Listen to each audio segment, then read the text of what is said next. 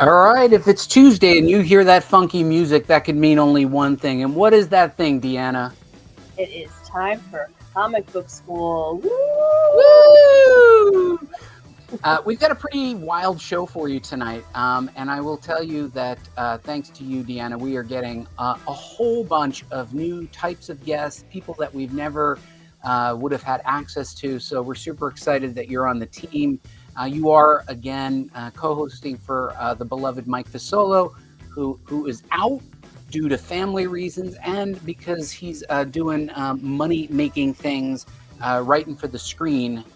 So we'll give him a pass. Yeah, this We'll time. give him a pass. But feel free, everybody that's in the audience, feel free to give the same kind of guff that you would give to Mike to Deanna. So Deanna, guff is coming your way. I can handle it. Yeah. But, it's funny. I just noticed I have a piece of art on the back of the wall there from Francine Delgado. She's going to be coming to the show, but I'll pull that out better next time. So Deanna, we have a show. We're going to talk about how to brainstorm. But if you're new to the show, my name is Buddy Scalera. I'm a professional comic book writer with 30 years of comic book professional experience, starting off in Wizard, having published educational material, photo reference. I've written licensed comics. I've written a lot of stuff for Marvel. I do all the things. I also work in marketing, and I am joined by my good friend Deanna Destito, who also got her start at Wizard Magazine, doing all the wizardy things, but is now the managing editor at the Comics Beat. And as a result, knows everybody and everything. But let's not downplay Deanna's creative chops. Deanna's a published novelist and is making them their comic books. So Deanna, you are bringing it. Like you are the triple threat. You are the triple threat. So hey, listen, tonight we got a pretty big guest, so we don't want to leave him waiting too long in the background. Please welcome our guest, Ethan Sachs, to the stage. Ethan, welcome to Comic Book School Live. Yeah. Hold on. Thank you. I'll turn the cheers up. Thanks. You Ethan, can keep it going if you want. Hold on, I'm going to give you the other cheer too. A louder cheer. There's a louder cheer.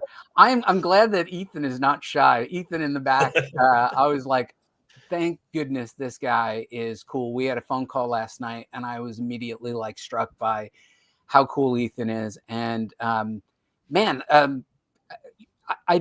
sorry that I was not aware of you, and I know that you said you were not aware of us, but I'm glad to meet you.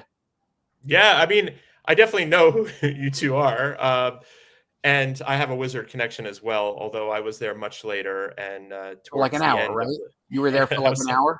I was there for like I want to say I was there for a few years as a freelance writer, but then I was there for about 9 or 10 months. The last 9 or 10 months of the print magazine, I swear I didn't break it. I was the movie and TV editor at the time. Ethan, question for you, and I still haven't gotten a clear answer on this. And Deanna, maybe this is a topic for the beat. Who turned off the lights? Who's the final person out the door?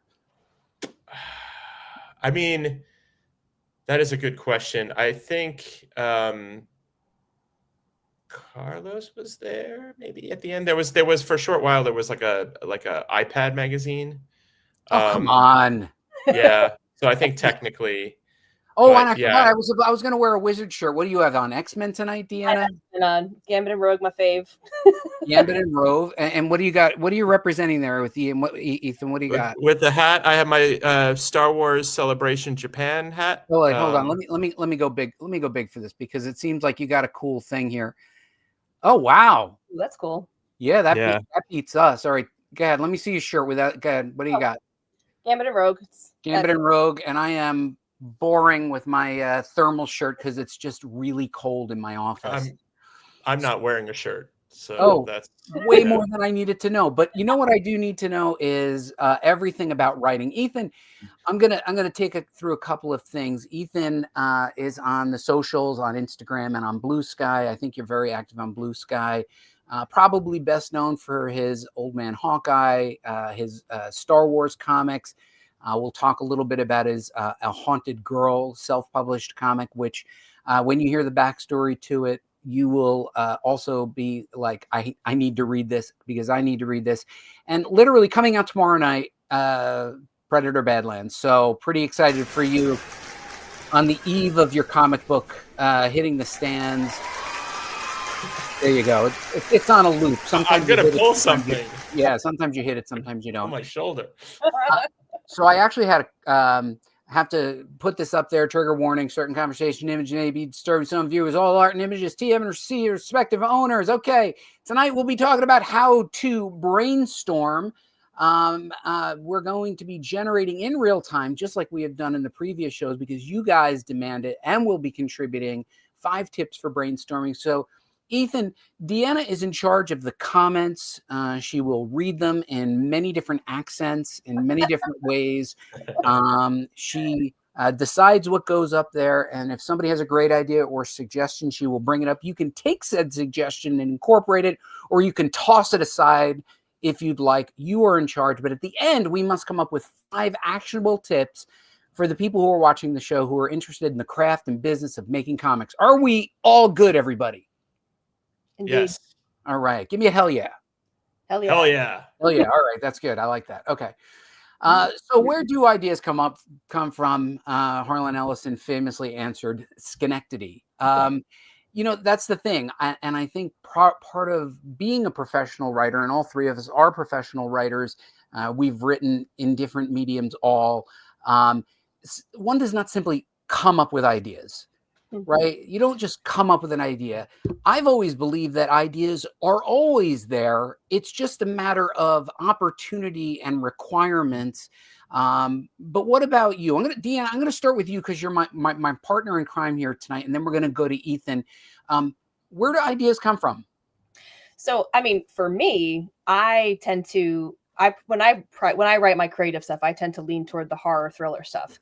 And usually my ideas spark for something that scares me. And sometimes it's something so minor, like one of my stories, for example, when I used to take the train all the time into New York City, because I used to work in the city, the car that I was in, the lights kept going in and out. And so you would be riding for a while in a dark subway car. And I was like, this is the makings of a story. And it actually turned into a short comic. So I do a lot of that stuff. Something will happen in real life, and I'll go, that kind of freaked me out, or that's kind of cool. And I'll go from there and I'll start building around that concept. That's how I tend to start. I think so. I think that's the right answer. Ethan, talk to me. Where do ideas come from? I think a lot of times I tend to try, at least, not always succeed, but to channel things that are affecting me, so for example, I don't want to get ahead of myself with the haunted girl stuff, but as my family was going through this sort of crisis, I was also writing Star Wars Bounty Hunters, and then this story that could have been an action-packed story ends up being a story of a veteran with PTSD, and so there was a lot of mental health, and so like I channel some things. There might be things happening in the political landscape, and rather than be on the nose, it just may channel like what I'm feeling into. So I definitely feel a lot of times that you can be inspired by things, and what comes out is vastly different from the input. But I definitely think, certain things that affect me in real life somehow make it into the. I love how both of you are, utilize the personalized experience. Deanna, what worst case scenario? I'm alone. I'm in the city. Ethan, the worst thing that can happen. You've experienced some of that, but also feelings. Both of you tap into feelings. I have no emotions or feelings, so I'm going to tell you my secret hack, and this is my secret hack, and no one else should repeat this. Okay, just between us and the no one watching this. I like to, Ethan. This is my secret hack. It's a true story. So I talk to police officers, firefighters, doctors, especially emergency room doctors, and nurses. And I often will ask them, tell me a cool story. Tell me the grossest story. Tell me the scariest moment. And like they all, and you know what? These people are natural born storytellers. And they also have great story structure. A police officer will start with, so I'm doing a late night shift. I wasn't even supposed to be working. We get a call at 4 a.m. and we're like, I don't know. Firefighter, similar thing. Nurse will be like, so a patient is wheeled in and I'm supposed to be treating. ER doctor. you never believe this. I'm treating a patient and they're complaining of blank pain. And that to me, I keep a log of those.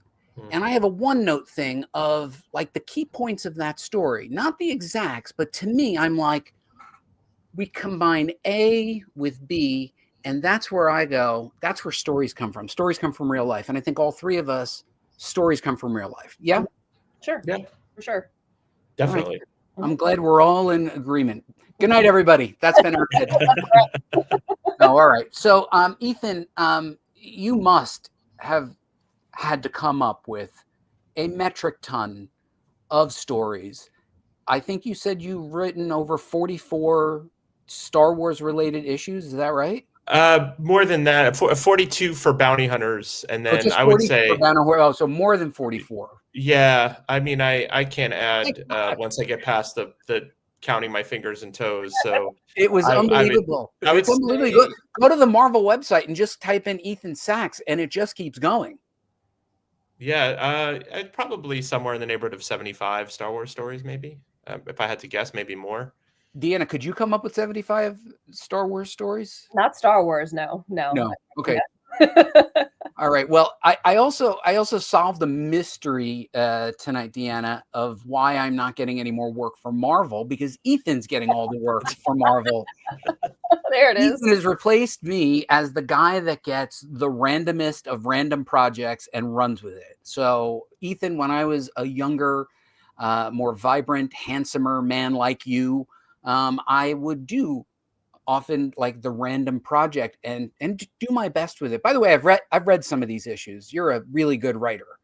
Thank you. Can I just say I would like to be on this show every week? Is that possible? Because this is like the most validation I think I've ever gotten. I appreciate you. So yeah, you're welcome to come back as many times as you want. Dude, and like I gotta just tell you, even just looking through my issues as I was going through, I'm like, I loved Old Man Hawkeye. And then there was Old Man Quill, and there was like, I was like, dude, these are great stories. Do you know that I mistakenly believed, and that's just my own stupid fault, I thought Mark Miller was writing all of these. I think he had written or had a concept. And when I was reading these, I just thought they were Mark Miller, and your writing was so good and I was attributing it to Mark Miller all this time. All right. Well, I appreciate that. I mean, he and Steve McNiven obviously created that corner of the Marvel universe with the classic Old Man Logan. So, I'm basically playing in their sandbox. But yeah, well, that's a really humbling and cool thing to say. Thank you. Oh, listen, we're going to tear you down in a few minutes, but Deanna, okay, that's good because that's what I'm waiting for. This is the apogee right here. After this, it's all downhill. Deanna, of this and the Star Wars stuff, have you been able to immerse yourself at all in any of Ethan's work? I haven't done any of the Marvel stuff. The reason I met him is I was interviewing him for some of the smaller projects that he's done through the Beat, and so I've only read some of the not quite the Marvel stuff. Yeah, it's very indie friendly, and I have to say you are a gift to indie creators. Yeah, I do. That is true. I do the small press stuff a lot with the Beat because I like those those smaller projects, and that's where I meet a lot of people when they do their passion projects. Sorry, Marvel. No, there's plenty of coverage of Marvel. There needs to be coverage of other types of work like Haunted Girl. Mm-hmm. And if you don't mind, Ethan, not a long description. The show is only 2.5 hours long. So if you could just briefly give this an overview so that people can understand what it is that you produce here. Sure. Well, back in 2019, I believe, my daughter was a freshman in high school. I was writing Star Wars Galaxy's Edge, and she had a suicide attempt that basically led to a series of hospitalizations, led to a major seismic shift in our family because we had just missed a lot of warning signs. And, I had left journalism. I was a journalist for 20 years at the New York Daily News at that point, and fairly new into comics. I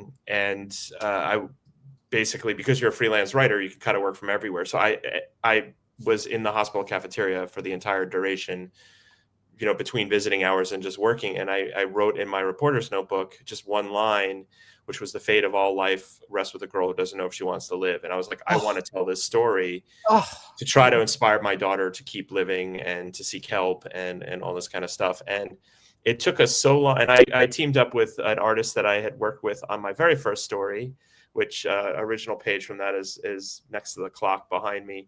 And my very first Marvel story. So we teamed up for this, and it took us so long to get a publishing deal, ultimately with Syzygy, Chris Ryle's Syzygy imprint and Image, that my daughter was in a better place. And so she ended up writing it with me because she lent that authenticity that I couldn't get it elsewhere. And we teamed up with the American Foundation for Suicide Prevention. So it's like resource guides in the back. Yeah, and so it's been a phenomenal reaction. Like, she's been the face of a nationwide congressional PSA on teenage mental health. We've been in like NPR, People Magazine, CBS News. And you know, the best thing about it though is like you go into some signings and conventions and you have that one-on-one experience with someone who says, I went through something similar, or I'm going through something similar. And so, which is what we were, you know, the type of people we were hoping to reach. So it's basically like a YA horror story, very Buffy-like, in that there is a chosen one who's the only one who can save the world from a supernatural apocalypse. My daughter, being half Japanese, is very interested in her Japanese culture. So is very, like, the aesthetics are very Japanese horror, like Grudge and, you know, The Ring kind of type cinematic horror, which Marco, who's not Japanese, Mexican, but he loves that. So kind of dovetail nicely. Yeah, so that's basically this is probably one of the most affirming things I've heard in a long time, where you actually wrote it with your daughter, and I can't wait to read it. I think this is, as a parent, this is probably one of the scariest things you could ever think of, right, Deanna? Oh, absolutely, yeah. Totally. Yeah. So little, and the teenage years frighten me. And you guys have older children. My kids are little, and I'm scared of teenage years so much. Yeah.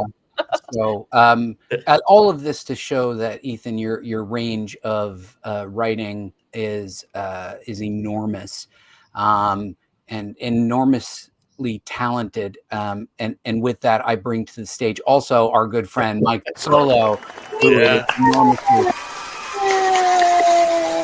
Yay, he made it. He made it. Yeah, I couldn't. You're talking about the story, and I see Mike pop up, and I'm like, I can't interrupt you to be like, oh yeah, sorry about this horrible thing that your family went through. Hey, here's Mike.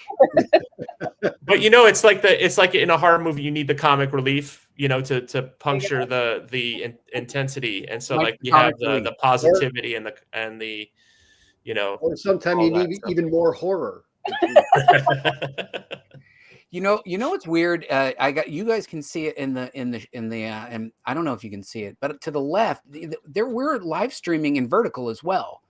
I see that. Yeah. Yeah. So we're actually live streaming in vertical at the same time. I don't know if I'm paying extra for that, but I hope I didn't click the upgrade button because I'm paying a fortune for this. But what platform is that on? I don't know. It just popped up as an option, and it was. I wonder if it's for people holding this on their phone. Maybe. Yeah, because that's how I would want to watch a show like this. It's possible. It's a mobile, mobile device friendly. Yeah. So, Deanna, is anything going on in the game room with the gang? In the comments room? Oh, I don't know. I don't see the comment. We gotta bring them up. Oh, Mike, you got to do the comments. I forgot. I got the comments. Oh, we got. Let's see. We got Andrew. Okay, you got to do the Australian ones. I can't do the accent. I might see that one's nice. Yeah, just blow through 'em. Mike, blow through them. Keep them going. Keep them going. We got to get caught up. Boredom and annoyance. I get my ideas from Ralph's. That's a good one. It's powerful. Yep. Oh, we got. Is this a new person? No, it's Jared. We haven't seen Jared in a long time. It's been a while. Yeah. Sorry to hear that you and your daughter went through that, Ethan, but wonderful that you turned it into such a positive and creative project. Well, thank you, Jared. Future projects being inspired by rainbows and lollipops. See, that's nice. All right.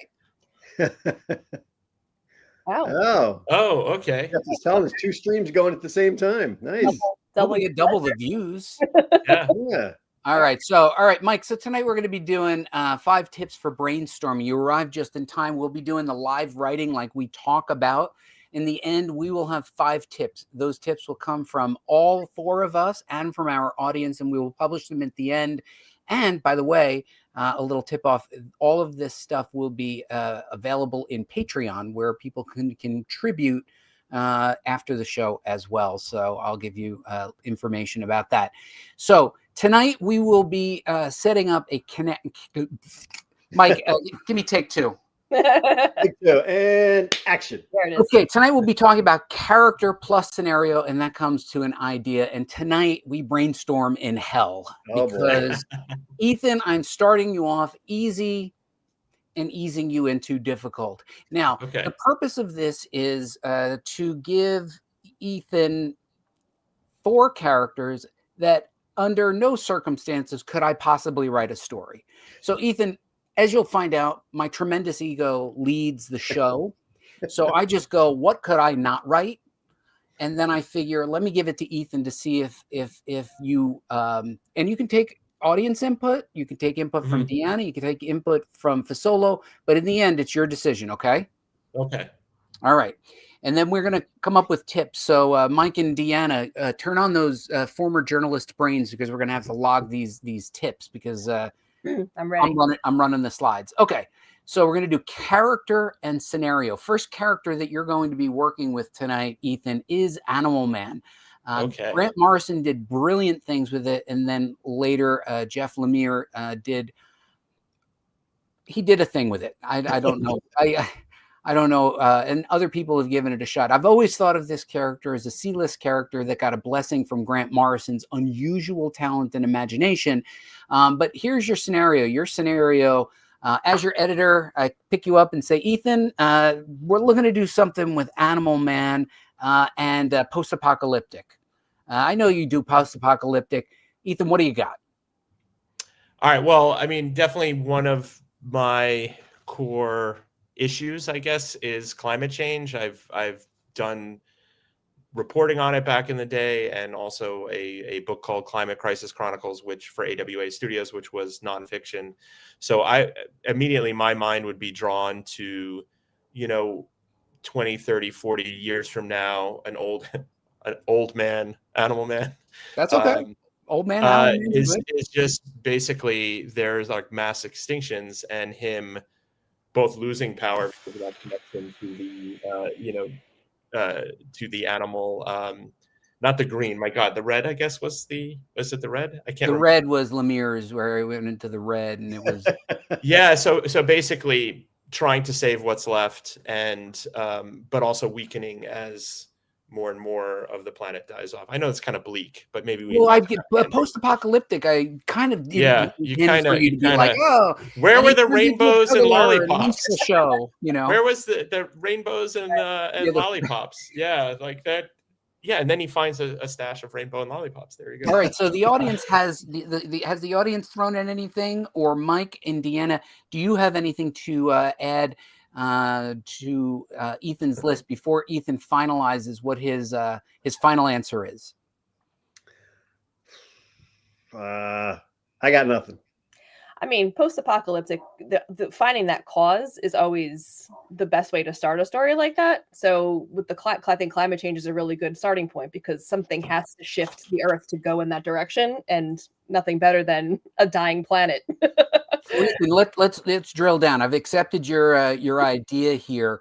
Climate change, post-apocalyptic climate change. I like it. You got Old Man, Animal Man. What are you going to do with me in this first arc? Well, I have to kind of, nowadays in comics, you kind of have to run with hopefully, like, you get that first arc and you may not get another one. So it's got to be a self-contained thing, and then you can go in that world from there. So I'm gonna, I think there must be an animal that there's some sort of hope, like, some animal thought extinct, or some animal that can help the ecosystem in some way. And I would have to do research on like what animal that could possibly be, but that it's got to keep it alive, within this post-apoc, because you want him to get a win of some kind without reshaping the world and undoing. Like, I don't want him to find a magical MacGuffin that undoes. Cuttlefish or roach? I like that. Cuttlefish. My God, what a creepy animal. Yeah. What about the Cthulhu? I like how your mind went that the cuttlefish was worse than the roach. Because I was like, oh, roach, but Roach is like in handle. yeah. All right. What somebody said something about polar ice caps. Is it ecological change? Ice caps are melting. Something maybe comes out of the ice caps. Something sleeping in the ice caps. It could be like maybe could do like a fantasy animal. Bring out a unicorn. A giant cuttlefish, a giant prehistoric cuttlefish. All right. In the ice. So here's what I'm going to do. I'm going to sort of lead the witnesses of where I want to go. So, Deanna, journalistically, tell me if you saw this as well. Like Ethan said, okay, what do I know? Okay, I know post-apocalyptic. I've done post-apocalyptic. I'm not nervous in the least. So he also combines something else that he is personally passionate about. So he naturally does reading on ecological, environmental change. He's like, okay, I can see that. He's like, hey, listen, I've already scaled up characters to old man and it works. Right. Let's see what we can do. So what kind of tip do you get out of that? Like evolve what you know, especially if you're on short notice. Like talk to me. What do you guys see out of this, Mike and Deanna? Deanna, you go first. I think one of the best things that came out of just that quick brainstorming was the tip about how you don't know if you're going to get that second arc, and adding in the hope, adding in that piece. There's got to be a piece that if it ends the series with this arc, it's a full story, but it can also lead up to something else in the future. It's also putting a positive spin on such a bleak topic. So I like the idea of when you brainstorm, is this a self-contained story and can it be made broader? I don't know if I completely went off. All right, we got to settle on 5 tips. We could do 1 or 2. Mike, you want to just observe because we have a couple more of these to go. Yeah, I mean, for something like this, like Ethan said, it's just you gotta go with what you know. I mean, if you're passionate about the future and trying to preserve nature for everyone, that's what you can write about. Ethan, is that a good first tip for brainstorming? And I agree with you, Deanna, on the story arc thing. I think that's a very like just tell your best story first. I mean but Ethan, would that be fair, or do we have another tip? No, I definitely think so. I mean, because what resonated with me was that climate change angle and like working that in a fictional, more fantastical way, but that is something I feel like from years of reporting on it and things like that, I could work in those kind of details that might make it fit. I have another one, but I don't know if I should say anything or like, I don't know the start. Like, do you want me to? You're the most important person on the show right now. All 3 of us leave and you're it. I think in terms of brainstorming, my tip would definitely be like the character comes first and everything that happens through that character, because if in the case of Animal Man as an example, if you're true to who that character is, you can take that character on sorry about that. That is a phone call that I thought I'd muted. So you want to take that, we'll just basically wait. If you're true to that character, can you hear me? Yeah.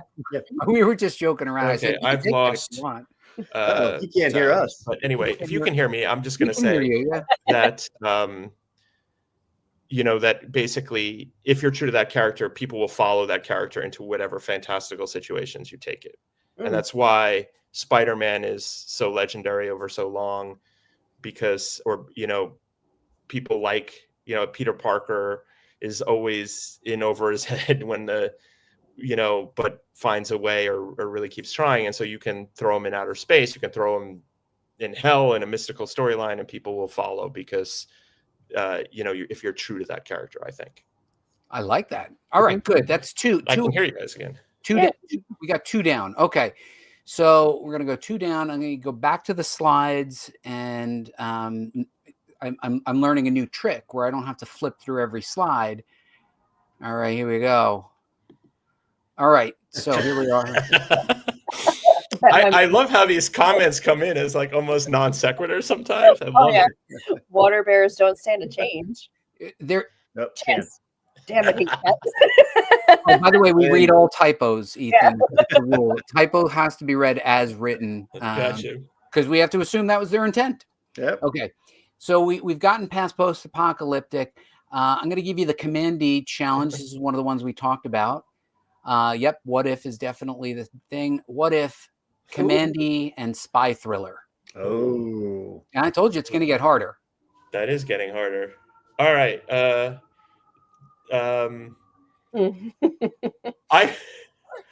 I wonder, like, I'm kind of obsessed with the storyline or the real life.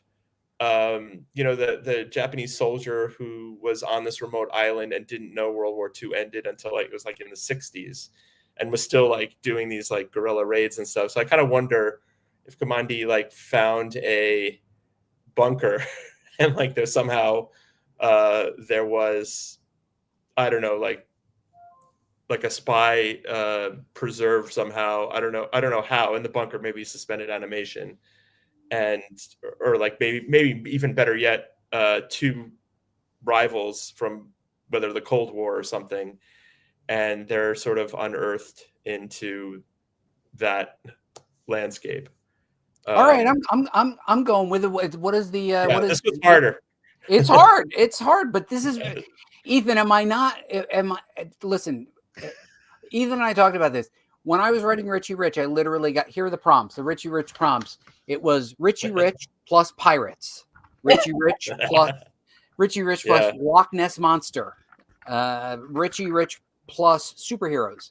Like that's what you got, right, Ethan? And yeah, I used to do improv in college, and this is very much has that feel. Like it has that awesome, yeah.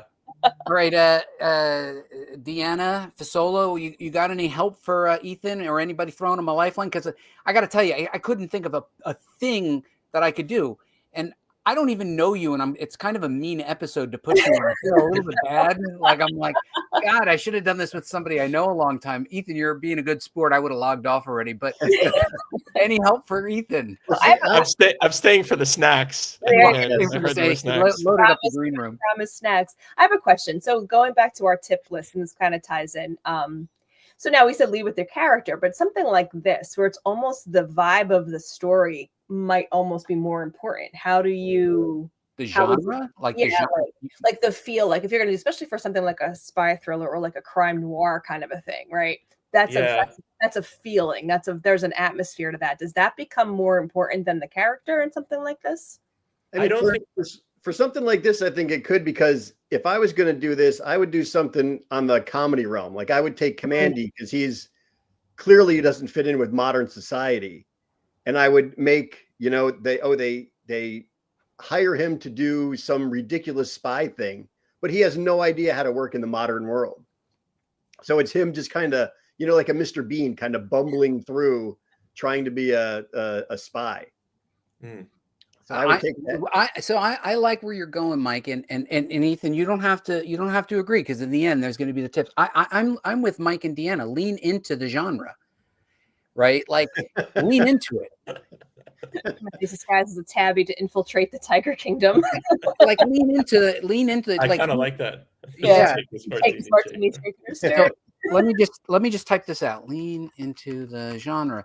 Now we can change these again later, but Ethan, you're our star tonight. We can always change. I definitely agree. I do think you can do that without losing the character, because I do think people are buying that series with a certain expectation of who that character, or a certain, and you can do different things to the character and take them out of their comfort zone, or maybe, have Superman do evil things when he's affected by a certain type of kryptonite or whatever. But at the end of the day, they have to be true. They have to end up sort of true to how that character would be, I think. And so like you can take them through genre and lean into that. And I don't think it's mutually exclusive, because like, how would that character react? How would Spider-Man react if he ended up in the Old West? He's still going to be Peter Parker, even if it's now a Western and it's this strange situation. So like, I think you could do both.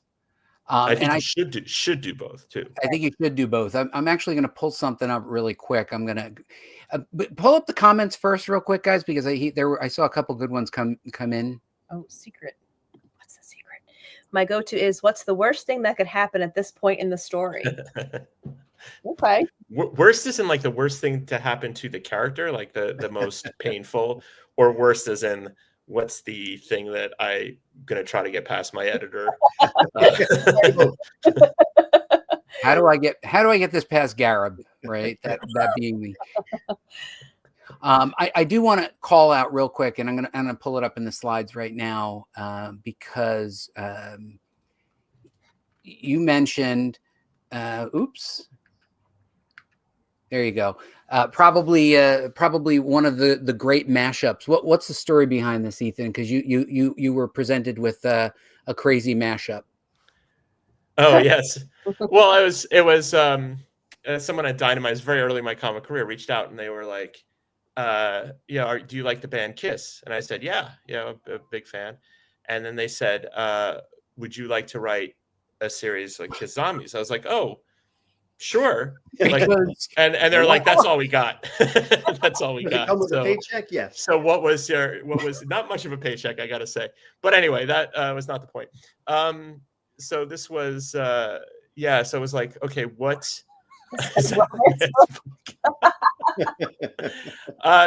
But immediately what came to mind, because I'm a huge fan of the zombie genre even more than Kiss, and there's certain tropes that zombies being attracted to noise, like, well, maybe. Then I started thinking, okay, what if Kiss is like the salvation in this post-apocalyptic zombie world where they can play so loud that they end up basically blowing the minds of these zombies. That's awesome. Actually, that's so that's where it started in my head, and then I was like, well, where were they if they could have solved this? And so then I was like, well, maybe in order to survive this world, there's kind of like this, the people who are around there are run by people who are like the natural extension of the overbearing parents that make you not listen to rock music or whatever. But in this case, it's like to protect people. It's like you got to be quiet. So like music is outlawed. I totally would have not done a good job on this. So they were imprisoned. They were imprisoned under Madison Square Garden, because that's my favorite place. And in like cryogenic tubes, and then basically these teenagers or whatever have to go find them because they believe that they are the salvation. And all right, Mike or Deanna, honestly, could you have come up with a story as good as what he just did with Kiss? Like, even now I couldn't have. Give me a month, I couldn't have come up with a story that good. Well, there was like a series of steps. It wasn't like the whole thing popped in my head. Like the eureka moment was, okay, Kiss plays loud and zombies are attracted to sound. So how can I make that connect? Because that to me was the natural connecting. All right, is there a tip? Can we get a tip out of that? Is there? So well, you leaned into the genre, right? You were like, what is one of the rules of the genre, right? I leaned into the characters and I led with the Oh my God, the characters leaned into the genre. This guy, I gotta tell you, he is that. You're right. That's exactly what you did. Woohoo! All right, we're gonna keep it rolling unless Mike, there's anything important that's coming through in the chat. Electric Black Nerd Niche. Who owns Secret Squirrel? Because now I want to command the Secret Squirrel team up. There you go. Yeah. Is Electric Black Nerd Niche? Did that person put something in the chat? Because that might be a new. Okay, actually here. When they were talking about handlers, I must have missed that one. Is this a first timer, Mike? It could be. I don't think I've seen him before. I'm going to give you your first time achievement award. Welcome. Well earned. We are a very.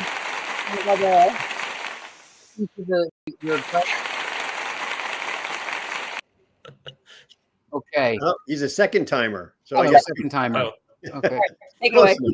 Welcome back. All right, here we are. Okay, so we're here. You pull off a minor miracle with Kiss, but can you do it again? You did Commandy. Mary Marvel. Marvel. truly, you're going to get your work cut out for you on this one. Of the Shazam, great character, but then they started to just make these spin-off characters, and then you saw in the second Shazam movie, you were like, oh, I can see why this didn't work. You've got Mary Marvel in horror. Deanna's face said it all. Deanna, just make that face again. I feel like DC has done to some extent with the Deceased and the vampire, like the Matt Rosenberg vampire stuff has been so good at combining the superheroes and the horror. Mary Marvel. Wow. No, not Mary. Read it the way it was. It was written. Oh, Mary Marvel. Mary Marvel. Mary, well, I mean that could be a horror of a different kind, I guess. Gothic horror, right? It doesn't have to be depending on your views of marriage. Fair point. Okay, the thing with DC heroes and horrors, they've done that so well in recent years. You've gotten vampires, you've gotten zombies. So what is also scary? I would lean into some of the, some of the mythology, I guess. I'm just trying to think like some of her mythology, like an some sort of supernatural apocalypse, and maybe versus Cthulhu. Go lean into the Lovecraft. I love it. But basically, maybe the rest of the Marvel family is completely decimated because they were not equipped to do. And then she's the only one left. And I do think actually that was a great suggestion, like a Lovecraftian creature, or lean into that sort of dark cosmic horror. And I think one of the things about the Marvel family, and I don't know about the three of you, is that they are the Marvel family. By isolating Mary Marvel, also known as Mary Marvel, you can increase the tension, because she no longer has that network, that support system, that family support system, and that in and of itself makes things interesting. Now, I know we have another guest who just is going to be our pop-on guest. We'll break in one moment, but I want to keep on the theme. Mike or Deanna, what do you think about Mary Marvel and horror? I think it's a good combo. I would, as Ethan was saying, I would lean into somewhere like in the whatever the Marvel backstory with the Wizard Shazam is, something that's tied into the evil powers somehow gets into her, and then you could turn that into, then she starts going bad. That's how I would lead it down that direction. All right, Deanna, what do you think? I think you have to kind of go a little cosmic, a little Lovecraftian with this one because of the type of character it is. You can't do a standard haunted house horror. It has to be something a little bit next level, I think, to match the character that you're talking about. That's why I like that, leaning into taking, look at who you have, who's in your world, and it has to match their world. I think that's awesome. All right, here's what we're going to do. We're going to take a 1-minute break. I'm going to bring in my pop-in guest, and my pop-in guest means I'm going to pop you guys out into the green room. Do not go away. Deanna, I think, may have left some snacks in there. Deanna, what snacks did you leave in there in the green room for Ethan? So Ethan had a very specific snacks. I had to go to a very particular market to purchase these for him. He wanted the Beano chips. They are based in snack peas, and they have a camembert flavoring to them. And then he also wanted Japanese Ritz, not regular Ritz, Japanese Ritz. These have a lemon cream spread. I feel like we're punishing Ethan tonight. All right, Ethan, I'm going to put you in the green room, and then I'm going to pop my pop-on guest right now, and then I'll pop you guys all back on. So Deanna, boom. Ethan, boom. Where's Mike? Mike, you go away. And I'm going to bring to the stage Michael Carbonaro. Michael, welcome to the show. Welcome to Comic Book School Live.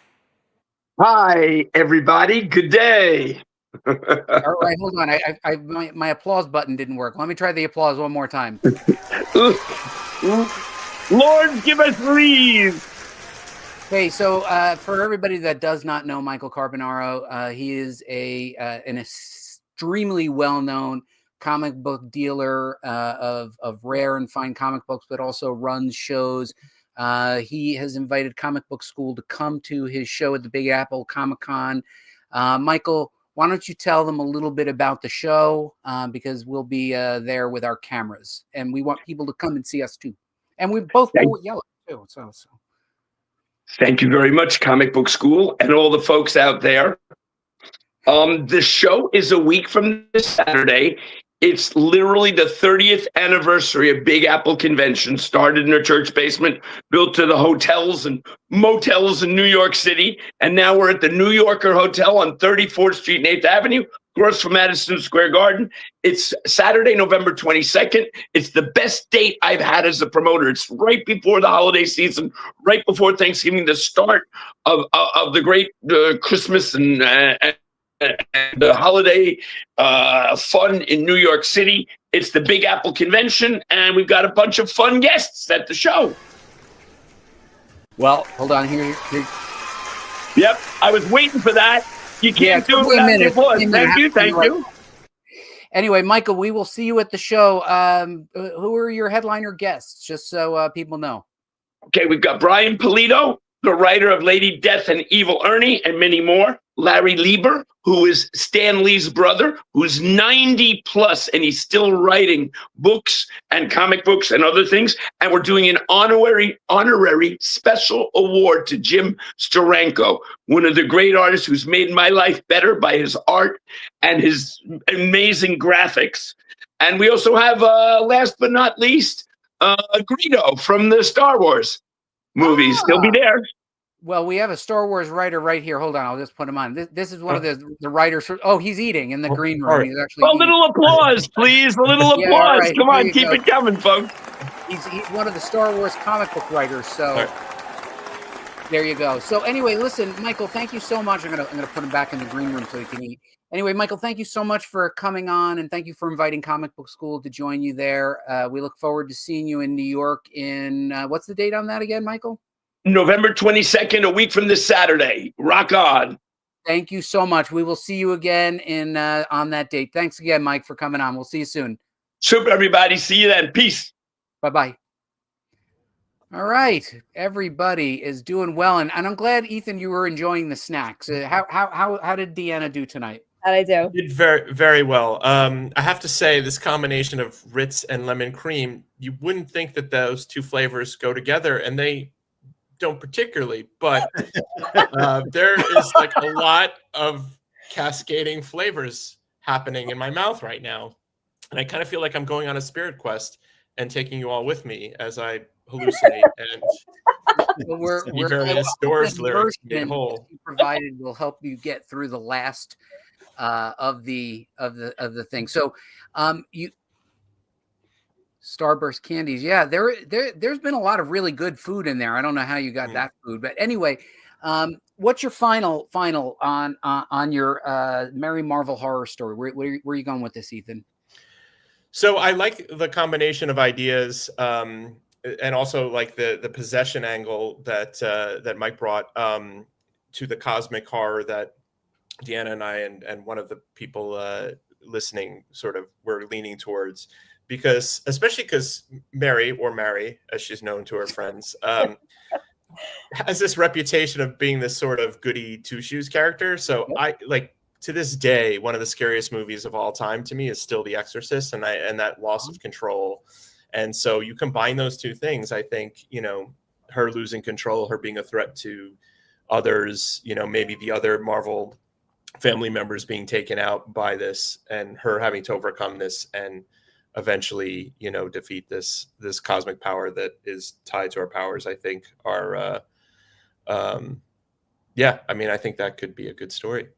That is an outstanding story. Okay.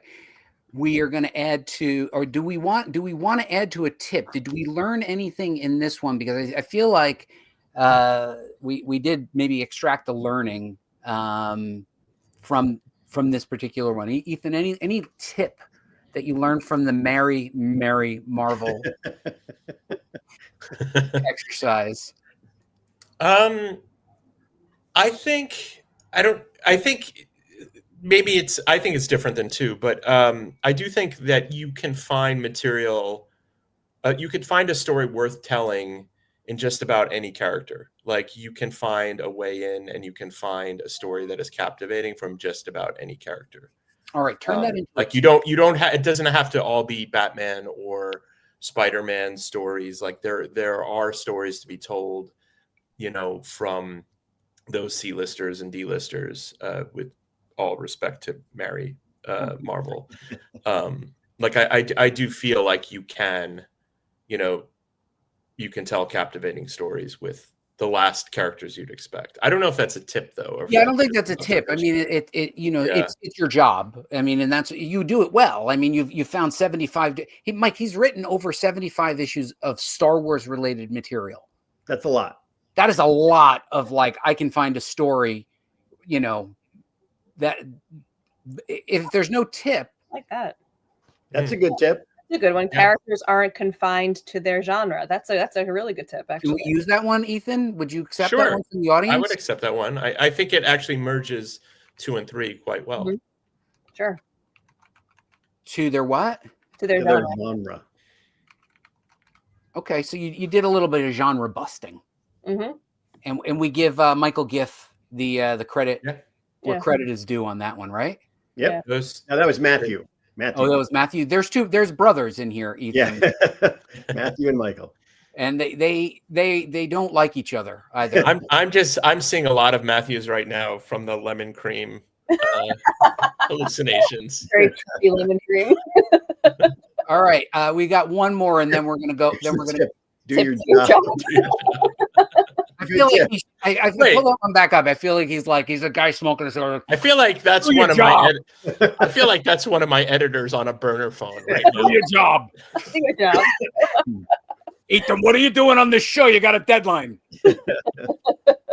All right, Ethan, you are on a deadline, and you've got one last character to deal with. You've got the character Swamp Thing, which has been remixed many, many times, but never quite like this in a sitcom. What do you got for me, Ethan Sachs? Okay, well, I feel like when I think sitcom, I kind of like that odd couple. That odd couple dynamic, so I'm wondering who would the Swamp Thing have to share his swamp with that would make it the absolute funniest, and that's where I'm trying to. Is it like the Felix Unger of DC Comics or something? It would have to be somebody who's like completely not green. Yeah. Like, who's really neat and tidy. Yeah. Someone who hates a mess. I see this, Ethan. Honestly, I see this like as like a workplace sitcom, where the swamp is now being there's scientific researchers, there's a corporate sponsor. They show up exactly where Abby lives in the house. Swamp Thing's there, and it's a sitcom. Is he real? Is he not real? Does he show up? That's where I would have gone. But then again, I haven't written 75 issues of anything, so I'm gonna bounce it either. Yeah, I mean, where I'm stumbling, this has actually stumped me a little bit, is like, who would be the funniest roommate that he would have to spend time with? Like, what would be that? And I come up with ideas, but like none of them make me laugh yet. What if you flip it and he's the neat one, and it's somebody messing up something? Look at that, Deanna turning on his head. Is the audience throwing him a lifeline at all? Yeah, I got a professional comedy writer here.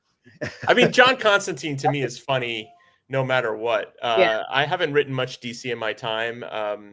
Like I've written one single issue, a digital issue of Aquaman, and then a couple of like short stories. But I did get to tell a Lex Luthor Christmas Carol with John Constantine being the one who sort of stirred up the drink. And getting to write John Constantine, even though it was like 2 pages, was just such a highlight for me because I love that. Oh, my cat is throwing things onto the floor. Constantine's a mess. You and pull back that corporate one. I like that. He lost the deed to the swamp now. Oh, I love this. And where it's high. Good. Somebody should be giving A. Campbell a corner office at Warner Brothers DC, because that is gold. That is gold. A Campbell is sort of like, I got an idea. Here we go. 3 guys. Yeah, and I they're in a like that. swamp, I but like one of that. the That's guys better than loses the mine. deed. I think he's Better from. than mine. Isn't Campbell from Down Under? He is one of our down unders. Yeah. Ethan, do you do an Australian accent? Could you read his comment in Not Australian? well. Not well. Go Can ahead. I do it in a Scottish accent? Because Yeah, I give it a believe Scottish. there's a lot of Scottish blood in. For good sakes, I'm not Australian. I'm Scottish. He's lost the deed to the swamp now. He has to work in the corporate swamp and wear a tie.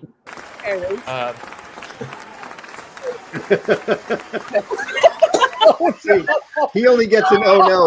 When I do the There Australian are accent, Scottish people in Australia. You have By messed up blood. 2 countries, Ethan. I know. You will never get invited to ScotCon or AussieCon Is this ever. the worst international incident you've had on How to Brainstorm Comics? No, Mike's done far worse. yeah, usually when I do the accent, Or a comic Andrew book show. reports us. Cool, I meant. Yeah. Yeah, we get a strike on the channel. Deanna, what do you think? You bless. All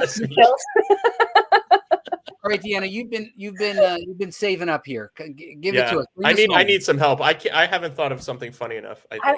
I'm still stuck on that swamp thing is like, who is this person in my swamp? Why are you messing up my swamp? I think that's pure comedy because he's a disaster. He's a swamp thing. Like, but who is that person? Who is the neatest? Who is the neatest person in the DC universe? Like, who is the Felix in the DC? I would say Alfred from the Batman. Alfred's a good one. I don't know his name, but there's also someone who's like he plans things. He's like the Clock King or somebody like that, where he's very meticulous about everything that has to be done perfectly. He might be called Clock King. I mean, I don't know his name. It might be the Clock King. Yeah, early DC characters were like on the nose name. Mr. Terrific. Yeah, he would be. He'd be a good Someone one. had also said poison ivy. That's like a 2 different vegetation coming together. They could be like, she could be building her own thing on one side of the swamp, and him constantly kind of getting in the way. Dividing line, like that's like you have to divide their property and who's encroaching on whose property line, and Yeah, it's the battle of the sexes, but with plants. With plants. Vegetation. Okay.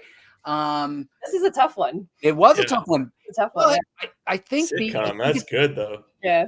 Here's what I'm gonna do. I think we can extract the tip from this, and I'm gonna tell you how, because I think you need to sometimes talk to your friends, like literally. I'm not so sure. Publishing. I'm no so sure about that. I am no so sure. I'm no so sure. I'm no so sure. For good sakes. Oh, there it is. You did it in Scottish. I did it as Mario Brothers. Oh, Harley Quinn causing more chaos by dumping Joker toxin on Alex's side of the swamp. Ooh. I feel like that could actually be a storyline that made it into the comic. Actually, what would be a good sitcom if they, continue to do that Marvel and DC crossovers would be to have Man-Thing and Swamp Thing be roommates. And they're completely divergent personalities. Like Man-Thing clearly doesn't listen, Yes. And it's like tracking his whatever all over the place. Is that the proper way to do Lil? Is that Lil? No, it's you got to move the apostrophe over once. L-I. Yeah, there you go. Yeah, a little. Would it be fair, Ethan, to say sometimes you need a little help from your friends? Yeah, no, I think that's a great idea. I mean, it's certainly like the more you work in comics, the more you meet other creators, and you can run things like people share all the time, especially creator-owned stuff. Like, hey, this is coming out in like 6 months. Here's the first issue that we have so far. Like, what do you think? Like, so there's constantly a lot of give and take. So I definitely think, and it doesn't have to be other comic creators, like, like Buddy, to tie it back to what Buddy was saying way back at the beginning, he's talking to cops, he's talking to other people, and like, details, you can get all sorts of things out of that. There's like crashing going on in my it's my wife, not a cat. Hi. Welcome on the show. Crashing going on in the kitchen. You probably wanted to get on the brainstorming. Yeah. You know, I actually there is another. Can we do a 6 tip? Is that like physically Hey, Ethan, possible? you're the Okay. boss, man. This is your All show. right, let's do a 6 one or All a right, go 5. ahead. Let me get there. 5B maybe, like a 5.5. I don't know. I do think like this particular exercise that we had with the sitcom, we were just throwing ideas. Some of them were good, some of them maybe not as good. The ones coming out of my mouth were maybe not as good, but I don't think you censor yourself at the brainstorming part. Like you just vomit those ideas out, and then you can work with them or throw them out, but you don't censor yourself in your head. You get it out on paper, and you work from there, and you can kind of decide what does work and what doesn't, but you don't censor yourself inside your head. You get it out on paper and you play around with it, and then you decide. So I do think like we were jamming with ideas, and some of them like went by the wayside, and others, I think that's an excellent point. Mm-hmm. All right, so here we go. So we're gonna do a speed round. We're running out of time. Mike turns into a pumpkin soon. We'll go like this. This is you at the convention, and am I to understand this is your daughter, the yes. This is my daughter. This was at New York Comic Con a couple of years ago when the first issue of A Haunted Girl came out. This her enthusiasm on that stage. Yeah, she was actually like lost in thought. That was not she does battle depression, but that was not particularly depression in that. Yeah, I was thinking like she was like, you so owe me. Yeah, and look, in fairness, the listeners can attest, like listening to me speak for an entire panel probably would do that to you as well. So there you go. A shout out and thanks for including a photo of her. We're going to give her a crowd cheer because I was supposed to do the bigger cheer. Hold on. There it is. There you go. There. And what's your daughter's name? Naomi. Naomi, thank you for coming on the show. What con is this? I don't even remember that. That might either be Portland. I kind of feel like maybe that's Rose City, but I'm not 100% sure. I do like this year I did I think 12 conventions, so I don't necessarily. You probably get a lot. Actually, no, that one was Fan Expo Portland. I do remember that. The other one you probably get a lot of this, right? Yeah, I do. Like there are a lot of disgruntled bounty hunters who have thoughts. And what is this? And now I should note that I'm as jealous of this as the fact that Mike got to go to the Skywalker Ranch and brought me back a T-shirt. Nice. I don't remember you bringing anything back for me, Ethan, but that's fine. We didn't know each other. What's happening here? What's going on here? That's actually a Star Wars Celebration Japan. That was the Disney publishing panel. So Mark Guggenheim is there, and Alyssa Wong, and Tessa Gratton, and Adam Christopher, and there are a bunch of people there. Yeah, all right. I want to live your life. And several thousand fans. Yeah, several thousand people. You got a pretty good office here. You got some original art on the wall. Yeah, so all those action figures are characters that I got to write that, it's like trophies. Yeah, and there's like, I don't know if you could see in the sort of bottom corner, there's my latest one, which is the only Funko I own, which is a deck from Predator Badlands. So little trophies when I get to write new characters. Yeah, you got a lot of good trophies here. Yeah, and some of those, and the comics that are there are like signed. I don't get many autographs from, but that's like a Michael Golden signature on, and there was like a Timothy Zahn signature on the other. Mike Fasolo will sign things for you. Oh, yeah, there you go. Yeah, that's good. Yeah, and actually, the first autograph I ever got is on the far right, which is Linda Carter.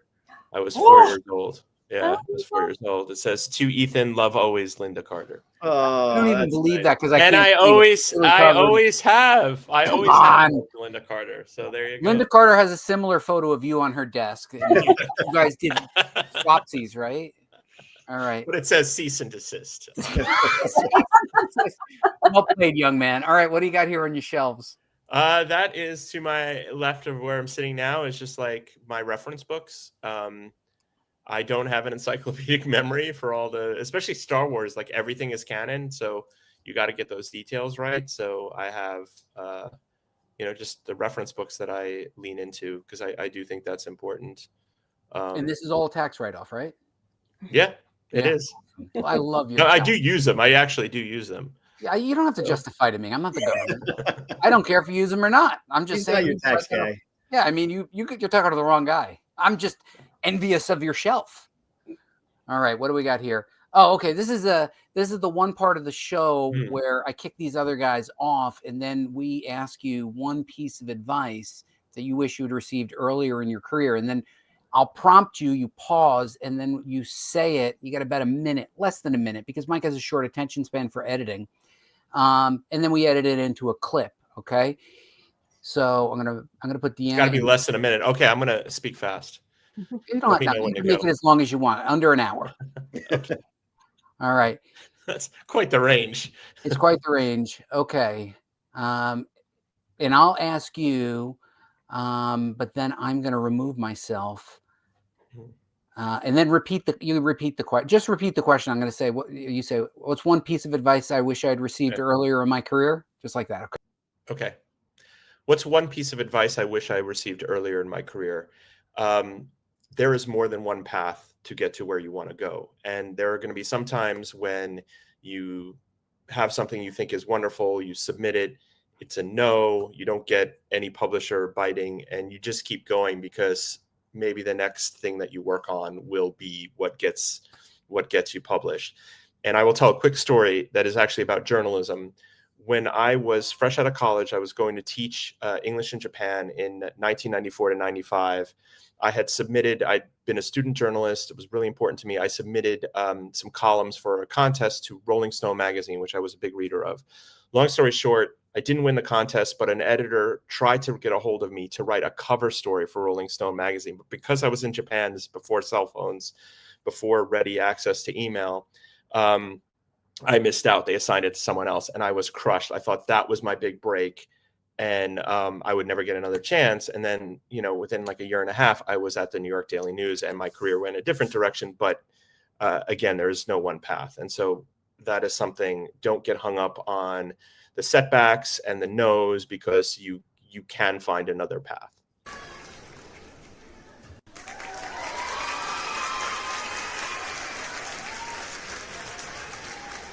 So the panelists asleep. Oh, there they are. No, they were down with it. I saw Deanna wipe a little tear off.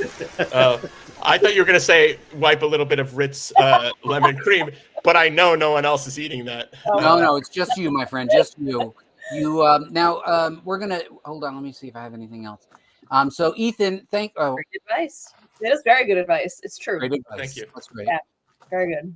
All right, so Ethan, they can find you on the socials, on Instagram and Blue Sky. Where are you on mostly?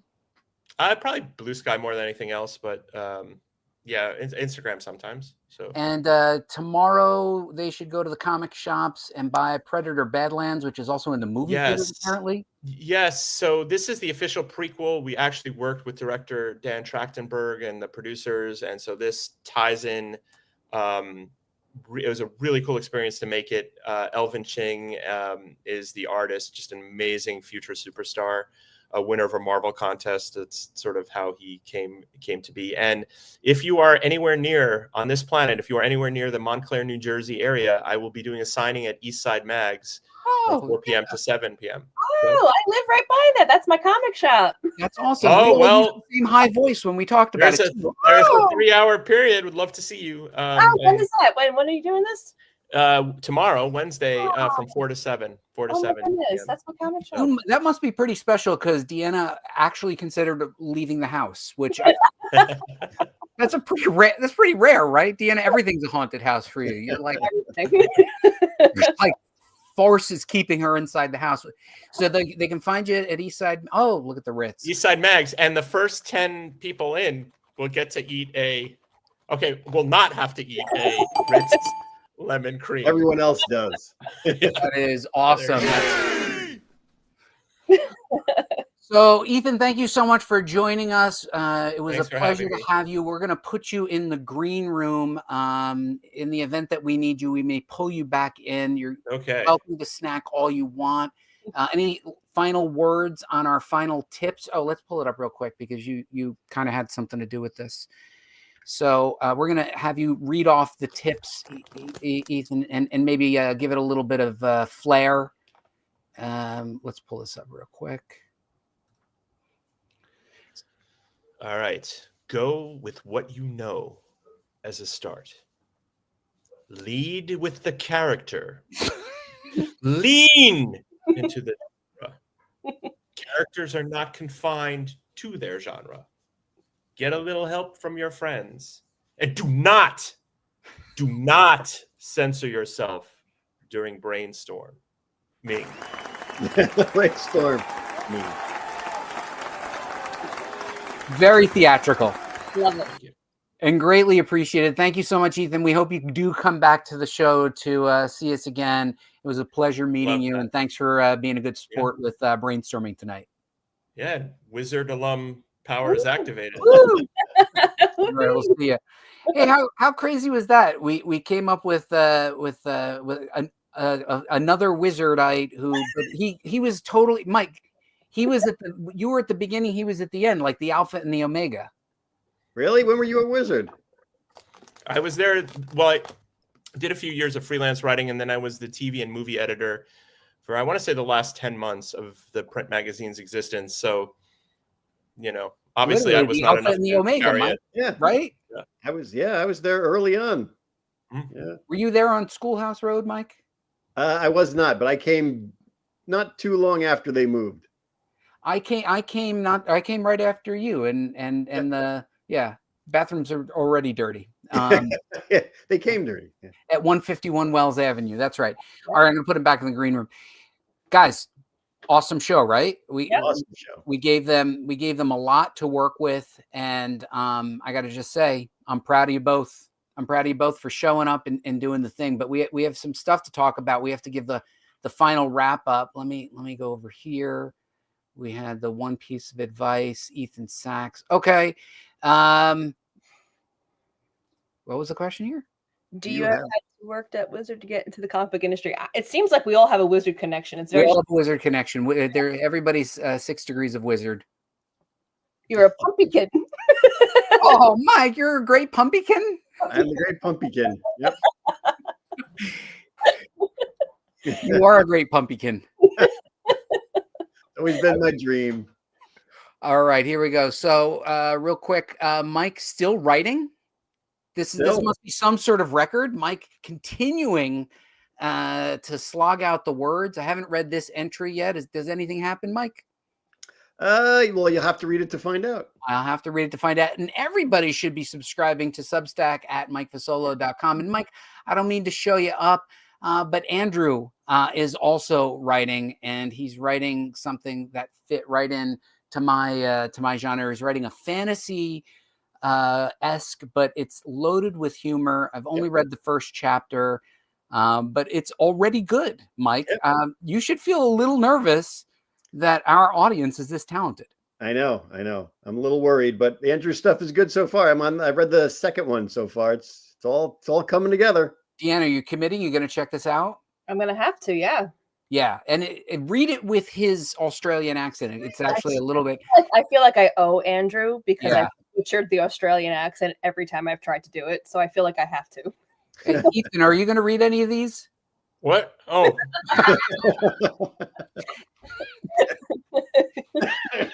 He's really enjoying that the snacks. I saw him back there, and I was like, "What that guy doing?" Okay. Social media evolution. We have finally and indeed retired TikTok, and we've retired Facebook. I'm going to just be closing the doors, shutting the windows, sweeping up the floor. There's not much going on there. I do go on Facebook, just like Ethan said. I go on Facebook to see people's pictures, see people complain about politics uselessly and have no impact on the actual effects of the real world, but they feel better about complaining. Right now, it's one side, and then the next election will be the other side. So that's why I go on Facebook. But I do want to announce that we are now soft launched on. Hold on, I'll bring him back.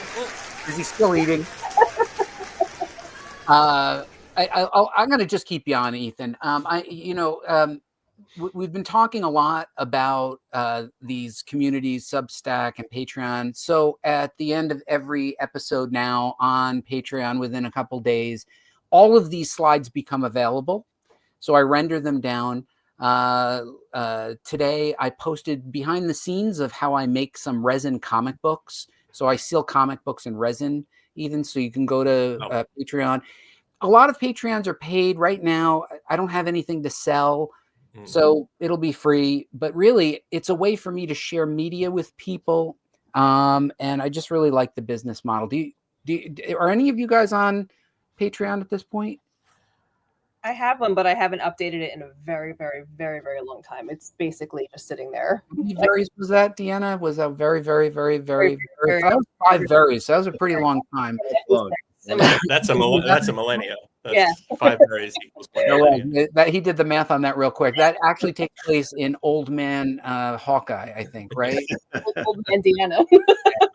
And Mike has done a token like on one of my assets, so thank you, Mike. I do appreciate that. Oh, you did 2 token likes? Well, I Yep. clicked like on your Substack, so Yeah. I didn't read it, but I did click like on it. That's all you got to do.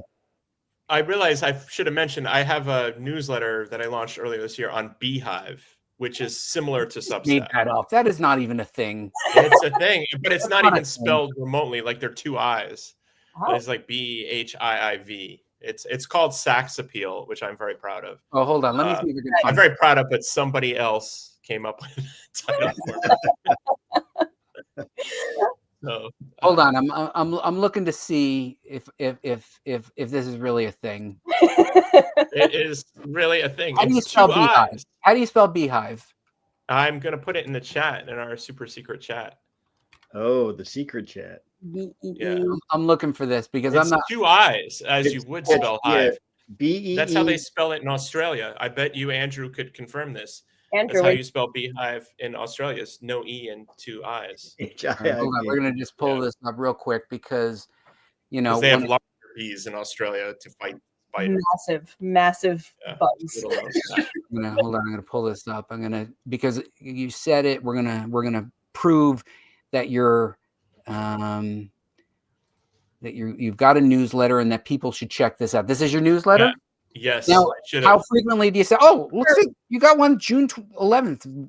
That was the first one, I think. Oh, okay. Yeah, but I haven't I update it when I actually have something to announce, because I'm not good at.